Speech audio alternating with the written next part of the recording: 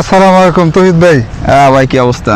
এই যে ফজলুর রহমান হ্যাঁ, আলেমদের লিয়ে যে কি কথা বলছে, আপনি কি কথাটা শুনেন না আজ পর্যন্ত? আসলে ভাই এটা তো খুবই দুঃখজনক একটা বিষয়। এই ফজলুর রহমান এবং এই যে দুদু আজকে বললো কি যে মুতে দিলি নাকি এনসিপির সব নাকি বেসে যাবে।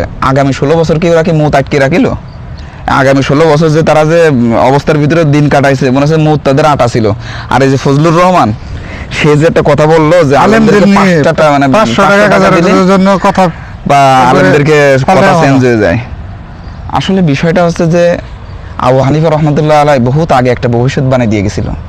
যে সমস্ত ব্যক্তি আলেমদেরকে নিয়ে কটাক্ষ করে, আলেমদেরকে নিয়ে মানে উল্টোপাল্টা ভাষা যারা ব্যবহার করেন, বোঝা গেছে, এই সমস্ত ব্যক্তিদের ক্ষেত্রে তিনি একটা কথা বলেছিলেন যে এরা হলো জারর সন্তান, বোঝা গেছে।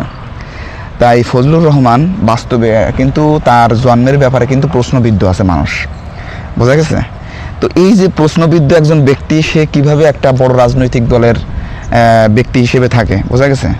কিন্তু মানুষ, তারেক রহমান সাহেব এটা দেখতেছে, সবাই এটা দেখতেছে। আলেম ছাড়াই বাংলাদেশ গঠন করা কি সম্ভব? কখনো কোনোভাবেই আলেম ছাড়া, একজন আলেম মৌলানা ভাসানী, সে কিন্তু বড় একটা অবদান রেখেছিল এই বাংলাদেশের জন্য।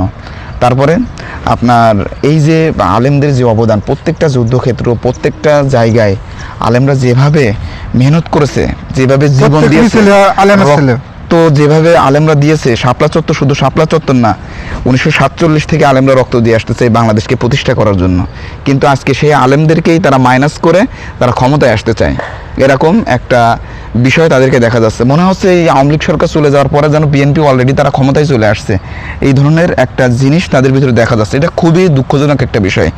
বিএনপির যারা নেতাকর্মী আছেন, একটা বিষয় স্পষ্ট আমি বলে দিচ্ছি আপনাদেরকে, আলেম ছাড়া কিন্তু আপনারা বাঁচবেন না। যেরকম মাছের জন্য পানি জরুরি, বাংলাদেশের জন্য আলেম জরুরি। আলেমদেরকে ছাড়া আপনারা কোথাও আপনারা শান্তি পাবেন না, বোঝা গেছে। এই সমস্ত দুদু বলেন, ফজলু বলেন, এই সমস্ত সব ডুপ্লিকেট মাল। এরা আজকে কথা বলতেছে, কালকে এরা দেখবেন যে আরেকজনের কথা বলবে। বাকি 16 বছরে কোনে ছিল? 16 বছরে যে দুদু এরকে মুত আইটি রাখিল যে তিনি কোনোদিন, তাই তিনি এখন মুতে দিলে বেসে চলে যাবে এনসিপি। এই যে বিভিন্ন জনের কথা বলতেছে, এগুলো খুবই দুঃখজনক বিষয়।